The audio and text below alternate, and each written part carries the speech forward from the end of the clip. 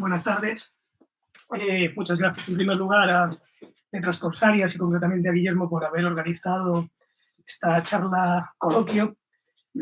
Para mí es una satisfacción estar aquí porque me consta la buena labor que hace la librería y en concreto la difusión, ¿no?, tan estupenda que hace de los libros de esta colección que ya hace unos años llevamos entre Tomás y yo en ACAL.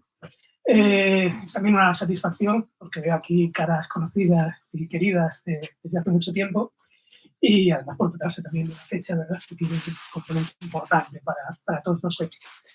Yo, como señalaba Guillermo, voy a tratar de hablar en general de las revoluciones en la historia, de las revoluciones contemporáneas, sobre todo a partir de los libros que hemos publicado en la colección, especialmente de 1917 y sobre todo de este último libro, el excelente libro de Enzo Braverso, esta historia intelectual de las revoluciones, también a partir de algunas cosas sobre las que vengo pensando últimamente. Voy a hablar en general de las revoluciones, pero voy a referirme particularmente al ciclo revolucionario que se abre en 1917, que se prolonga sobre la década de los 20, en gran medida las prácticas, los discursos, los imaginarios de los 30 y deja un legado de memoria, ¿no?, presente hasta hoy. Decía Koselleck que el concepto de revolución es uno de los conceptos más universales, más holísticos, dice él, ¿no?, más amplios, más ambivalentes, más ubicuos, ¿no?, más cambiantes de la historia, pero que aún así es posible acotarlo de alguna forma, semánticamente, ¿no? Cuando hablamos de revoluciones a todos se nos viene a la cabeza, ¿verdad?, procesos súbitos, ¿no?, de ruptura o derrocamiento de un orden vigente, impulsados, ¿verdad?, por una amplia movilización social, inspirados, informados por algunas ideas, ideologías, objetivos programáticos. Cuando hablamos de revoluciones, en un sentido clásico, ¿no?, pensamos en cambios de modos de producción, pensamos en procesos de transformación radical de la sociedad, pensamos en la subversión de órdenes sociales. Cuando hablamos de revoluciones desde un punto de vista cultural, mental, ideológico, hablamos de momentos, ¿no?, de irrupción de un nuevo sentido común. Hablamos de un momento de ampliación mental extraordinaria, ¿no?, del horizonte de lo posible, la gente corriente, y hablamos de procesos donde la experiencia práctica va muchas veces incluso por delante de la imaginación política, ¿no? Es decir, cuando hablamos de revoluciones nos referimos a procesos que se caracterizan por la radicalidad, ¿no?, de sus objetivos, por sus procedimientos expeditivos, ¿verdad?, y por tratarse de procesos extraordinariamente destructivos y también creativos, aunar esa doble dimensión, ¿no? Y también por marcar una nueva relación con la temporalidad, que de eso trata uno de los capítulos del libro de Traverso, y en eso vengo yo también pensando un poco últimamente. Es verdad que los hechos no acontecen dentro de una especie de tiempo receptáculo, ¿no?, sino que son los acontecimientos los que en buena medida determinan o denotan el tiempo histórico. Podemos considerar las revoluciones como procesos históricos que determinan o que connotan, ¿no?, una nueva relación con la temporalidad, una nueva temporalidad acelerada, vertiginosa, múltiple, irregular, disruptiva, dislocada, ¿no? Son, si lo expresamos en términos clásicos, un momento feroz de esa lucha entre Kairos y Cronos, ¿no? Porque además las revoluciones estimulan nuevas formas de concebir, de idear y de vivir el tiempo histórico por sus protagonistas, ¿no? Vamos a hablar de algunas de ellas. En primer lugar, ¿no?, decimos las revoluciones se caracterizan por ser procesos de aceleración del tiempo histórico, no de un tiempo que no se mide regularmente, sino que se mide sobre todo en cambios y en intensidad. Las revoluciones son procesos en los que pasan muchas cosas en muy poco tiempo. Hay décadas en las que no pasa nada, ¿no?, y hay semanas en las que pasan décadas. Se dice que dijo Lenin en medio de la revolución. Yo creo que es una frase apócrifa, pero es verosímil. Y eso sucede en las revoluciones. Por eso también las revoluciones envejecen muy rápido y hacen envejecer muy rápido a sus... En segundo lugar, estas revoluciones que se ven en el 17 y las revoluciones en general expresan una impaciencia. Las revoluciones que se ven en el 17 expresaban una impaciencia frente a los tiempos lentos decretados por la Segunda Internacional, según los cuales era necesario pasar por una larga fase de desarrollo liberal, burgués y capitalista para cometer luego las tareas de la revolución proletaria. Y por eso fueron tachadas muchas de estas revoluciones como revoluciones prematuras, ¿no? Cosa que no tiene mucho sentido si se considera, y luego trataré de apuntar en ello, que las revoluciones no se planifican ni decretan, sino que las revoluciones se estallan. Y luego son objeto de disputa, su hegemonía, y luego las lleva a orientarse en un sentido u otro. En tercer lugar, estas revoluciones de los años 10, de los años 20, fueron sentidas y vividas por muchos intelectuales, fueron muy atractivas para muchos intelectuales, sobre todo para muchos intelectuales europeos, como Lukács, ¿verdad? Fueron sentidas como una posibilidad de salir de un bloqueo histórico, ¿no? Para quienes sentían anacrónicos, ¿no?, estos imperios centroeuropeos en descomposición, para quienes no creían que fuera posible, ¿no?, la vuelta a ese pasado idealizado por los románticos, para quienes no querían acompasarse a los tiempos modernos del capitalismo occidental, para quienes tampoco creían, ¿no?, en las salidas elitistas y antiilustradas de las filosofías vitalistas y de la voluntad de tipo nietzscheano, ¿no? La única alternativa que conjugaba sentido comunitario, excelencia, épica, racionalidad y, sobre todo, futuro y novedad era la revolución proletaria. Por eso, en primera instancia, estas revoluciones, las revoluciones en general y estas en particular, fueron concebidas para liberarse del pasado, para sacudirse el peso plomizo de la historia, ¿no? Del pasado hay que hacer añicos. Rezaba una estrofa de la Internacional. Y por eso las revoluciones en general, y estas en particular, acabaron no solo con sistemas políticos, con estructuras sociales, con regímenes de propiedad, sino también con los depósitos temporales del poder, con archivos, con registros de la propiedad y también con patrimonios y obras de arte que expresaban la continuidad histórica, eso histórico, ¿no?, del poder. Fueron, ese es otro capítulo también muy interesante del libro de Traverso, fueron revoluciones, todas en general y estas en particular, profundamente iconoclastas. Pero fueron revoluciones también que expresaron una relación muy ambivalente, muy curiosa con el pasado. Evocaron, reivindicaron, actualizaron experiencias emancipadoras pasadas, todo un legado de revoluciones previas transmitido a través de textos cultos, ¿verdad?, pero transmitido particularmente a través de ritos, a través de imágenes, a través de canciones como la Marsellesa, que fue la canción que más se cantó en la Revolución de Petrogrado de 1917, mucho más de 100 años después, ¿verdad?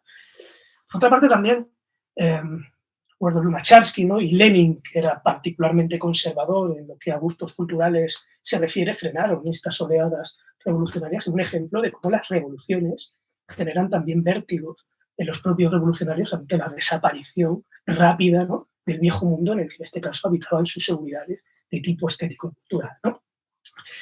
Pero por más que se remitan al pasado, las revoluciones en general y estas en particular aspiraban a fundar un tiempo nuevo, ¿no? Tenían una vocación trascendente, pretendían, como decía aquella frase de Marx, ¿no?, asaltar los cielos.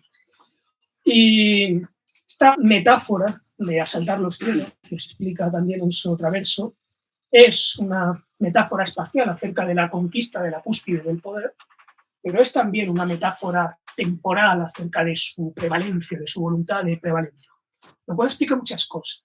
En primera instancia, el atractivo para muchas personas de la época suponía aproximarse a ese futuro que se terminaría disfrutando del todo más tarde, pero justificaba también dar la vida por un futuro que a lo mejor no se iba a disfrutar, pero que se podía legar a tu familia, a tu país, a tu clase social, o en el que podrías sobrevivir, en el que podías trascender, como el autor trasciende, ¿verdad?, en su gran obra creada, en este caso una sociedad de nuevo tipo.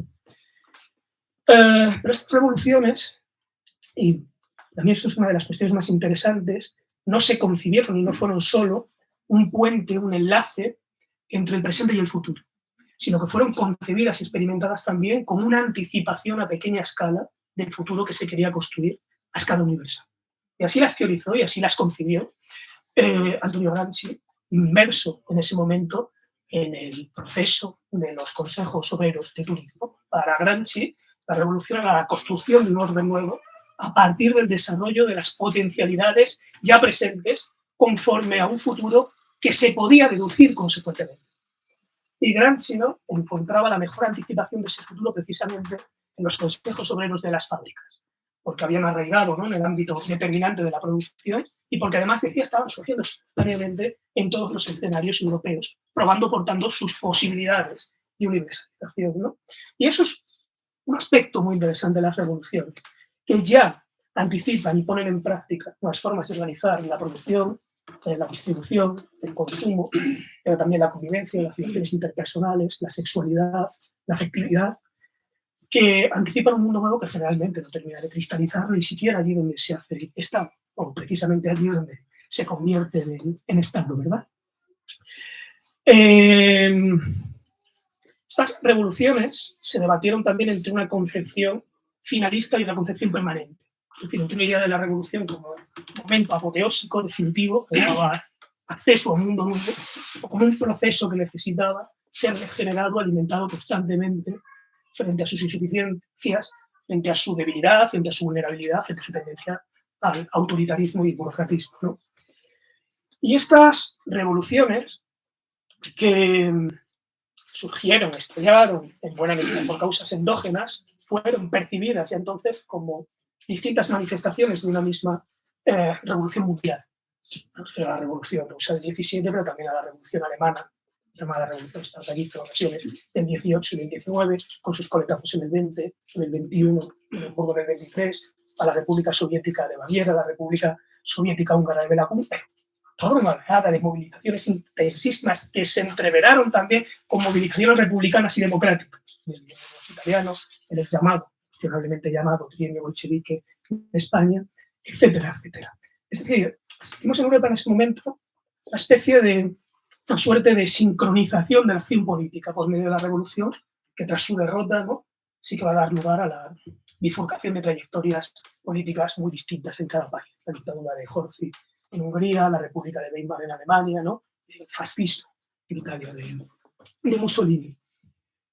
Son en general las revoluciones lo que hacen, ¿no?, es ahondar en esa dimensión irreversible del tiempo histórico. Incluso estas revoluciones, ¿no?, que fracasaron o que fueron derrotadas en sus aspiraciones máximas, impulsaron esta oleada democratizadora, sin perjuicio también de su propia lógica y de su propia autonomía, y en su reflujo dejaron un espacio abierto para el avance, para la proliferación de la gran contrarrevolución, del fascismo, de la gran contrarrevolución revolucionaria, valga el oxímoron, o de la revolución pasiva, como la llamaba Gramsci. Podemos debatir luego de eso, las relaciones entre revolución y contrarrevolución.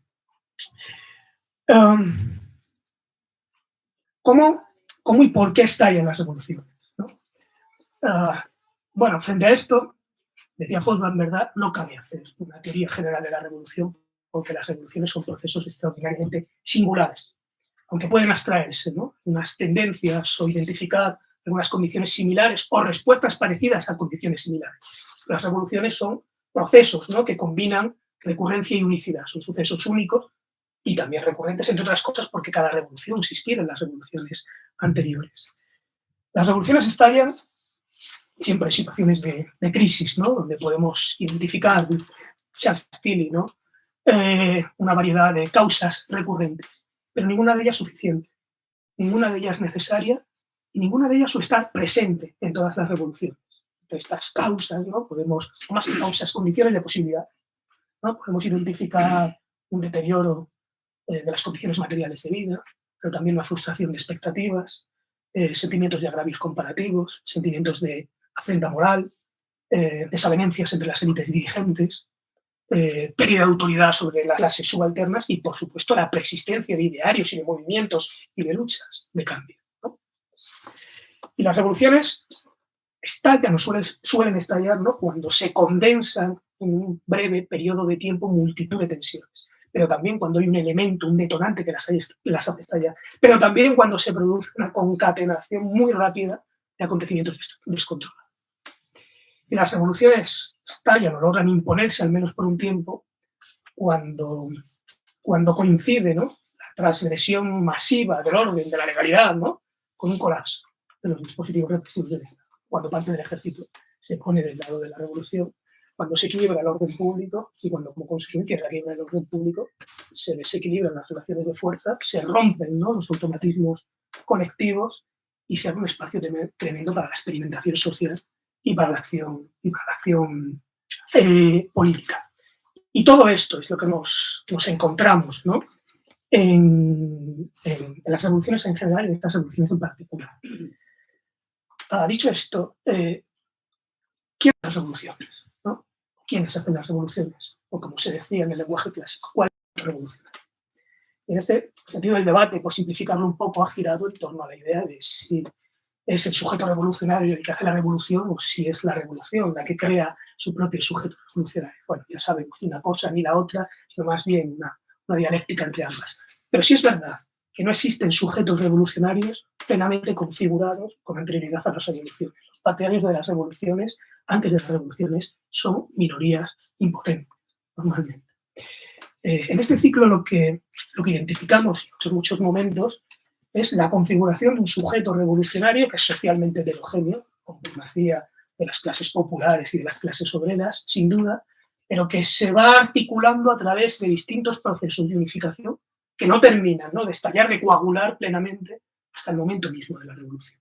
Es decir, identificamos elementos de articulación, de unificación de largo recorrido. Pues situaciones comunes, ¿no?, de las clases populares de explotación, de dominación, lugares comunes de residencia, ideas y luchas colectivas durante décadas. Identificamos elementos de unificación muy importantes inmediatamente antes, la experiencia compartida de las trincheras, ¿no?, o de los acuartelamientos de la Gran Guerra. Pero este sujeto no se termina de articular, sino en medio de la revolución, gracias o a partir de una acción política muy expansiva, muy intensiva, y de un ambiente de furor, ¿no?, y de entusiasmo que es muy, muy contagioso. Tan contagioso que en el Múnich de 1919 llevó a la calle, del lado de la revolución, a un intelectual, a un poeta, ¿no?, tan alejado de la política y tan del gusto de las clases aristocráticas como Rainer Maria Rilke, ¿no?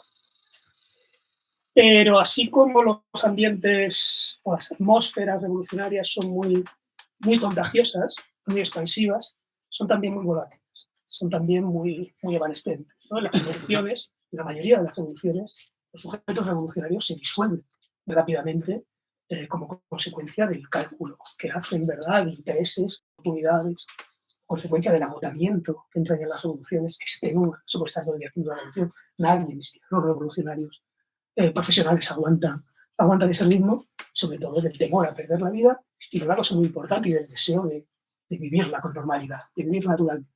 Y todo esto, sin ánimo de hacer spoiler, está particularmente bien recogido en el monólogo de Tambores en la noche, que es la obra de teatro que Bertolt Brecht dedicó a la revolución espartaquista, a la derrota de la revolución espartaquista. Aconsejo releer esa obra e ir al monólogo final para entender esa sensación de agotamiento y de necesidad de normalidad, sin renegar de los ideales revolucionarios, que es también una causa de los agotamientos de la revolución. Hemos dicho, ¿verdad?, que las revoluciones no se decretan, no se planifican, sino que estallan, pero una vez que estallan, las estrategias y las organizaciones políticas y sociales las potencian, las radicalizan y pueden orientarlas en un sentido y otro. Y como no hay una sola estrategia, ni una sola organización política, ni una sola organización social, ¿verdad?, se producen disputas tremendas o terribles, ¿no?, en torno a su hegemonía.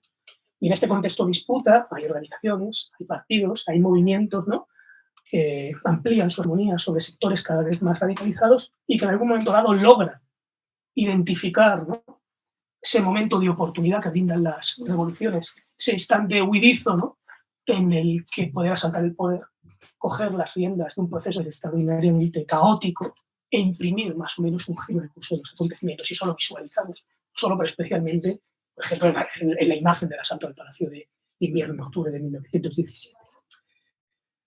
Ahora bien, estos momentos de audacia se suelen narrar posteriormente, bien en las crónicas épicas o geográficas de los partidarios de la Revolución, bien en las crónicas conspirativas de sus detractores, ¿no?, como operaciones, ¿no?, de ingeniería política bien definidas, de manera clarividente, ¿no?, por líderes o dirigentes muy lúcidos, muy brillantes.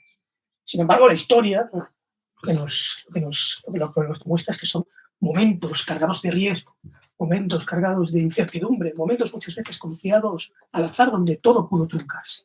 Y esta es otra de las características de las revoluciones, que son procesos históricos frágiles, muy frágiles, se pueden perder fácilmente. Y en los años 10 y 20, la conciencia de esta fragilidad llevó a tratar de compensarla por medio de la violencia y de la guerra. Entonces, mantuvo una relación muy ambivalente. La revolución, o los revolucionarios, ¿no? Proponían la revolución como impugnación a la guerra, como alternativa, ¿no? Planteaban a todas las guerras que estaban por venir, pero también hicieron una lectura de la guerra como condición de posibilidad de la revolución y propusieron la guerra, la reconversión, ¿verdad? De esa guerra, decían, imperialista, de interés entre estados, una guerra civil de clase, que resultaba necesario para consolidar y expandir la revolución, para derrotar la contrarrevolución que inevitablemente se les vendría encima y para destruir, así lo decían, las estructuras políticas, sociales, culturales y mentales del viejo. La cuestión es que esta dialéctica negativa de la revolución, hagamos la guerra, acabar con la guerra, no. Esta lógica militar terminó contagiando la forma de construir el socialismo y de expandirlo. Y la cuestión es que esta guerra generó experiencias tan intensas, tan terribles, tan violentas, que sobrevivieron incluso a las circunstancias que lo generaron, bien como hábito, bien como inercia, y cronificándose, osificándose en las instituciones del socialismo de Estado, sobre todo cuando esas oleadas revolucionarias que debían de acudir en auxilio, ¿no?, de la revolución bolchevique fueron aplastadas. Y la derrota me interesa particularmente este momento. Luego explicaré por quién, remitiéndome a una figura central de la vida de Leonardo de Gramsci, ¿no? Y la derrota de estas revoluciones en los años 10, particularmente en los revolucionarios occidentales, ¿no? Primero porque les arrojó a tres temporalidades distintas. Les arrojó al tiempo largo e indefinido del exilio, tanto más largo y tanto más indefinido allí donde se había impuesto la contrarrevolución fascista. En segundo lugar, porque les arrojó al más lento de todos los tiempos, al tiempo de una larguísima condena en prisión. Y utilizaron muchos de ellos para Marx, haciendo de la prisión una escuela. Y a muchos, a la mayoría de ellos, también los arrojó al final del tiempo, el tiempo que se acaba, el tiempo del paredón de fusilamiento. Porque estas revoluciones fueron durísimamente reprimidas a través de fusilamientos en masa, la mayoría de ellos ejecutados cuando la revolución ya había sido neutralizada con posterioridad. Y en segundo lugar, este es el gran debate, ¿no?, que se sigue arrastrando ante hoy, obligó a repensar la revolución de otra forma, a tomar conciencia de que en Occidente, ¿no?, a diferencia de Oriente, decía Gramsci, ¿verdad?, el Estado no es un gigante con pies de barro, ¿no?, sino un complejo leviatán asentado en una densísima sociedad civil que mayoritariamente no quería hacer la revolución y que eso obligaba a pensar la revolución en otros tiempos, en el tiempo lento, ¿no?, de una guerra metafórica de posiciones donde construir una hegemonía cultural, social y lógica, desde la cual plantearse, porque es una renuncia Gramsci, momentos de ruptura, momentos de celeridad, ¿no? Y este es el momento, ¿no?, que piensa Gramsci. Que además es fascinante por muchas razones, pero a mí particularmente me interesa porque me parece que en él, en su vida, se cruzan buena parte de todas estas temporalidades de las que hemos hablado. Es decir, en la vida de Gramsci se cruza esa impaciencia ante los tiempos lentos decretados por la Segunda Internacional, se cruza la celeridad y el vértigo, ¿no?, de su participación en la ocupación de fábricas del bienio rosso italiano, ¿no? Se cruza esa anticipación del futuro en las experiencias autogestionarias de los consejos obreros de Turín, se cruza el impasse de la derrota de esta primera oleada revolucionaria, se cruza también, se da en la Cominter para ajustar la estrategia a este tiempo de estabilización relativa del capitalismo, ¿no?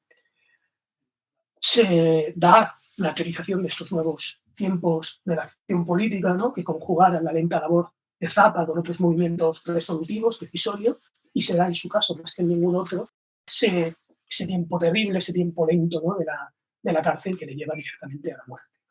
Y luego otro tiempo, el tipo de la memoria del que hablaremos luego, ¿no? ¿Qué pasa después de todo esto? Este tiempo acelerado, ¿no?, el tiempo apocalíptico, casi que apocalíptico, ¿no?, de la Segunda Guerra Mundial, el tiempo revitalizante de las revoluciones anticoloniales, ¿no?, y de las rebeliones 68istas, el tiempo plomizo, ¿no?, y aplastante del socialismo real,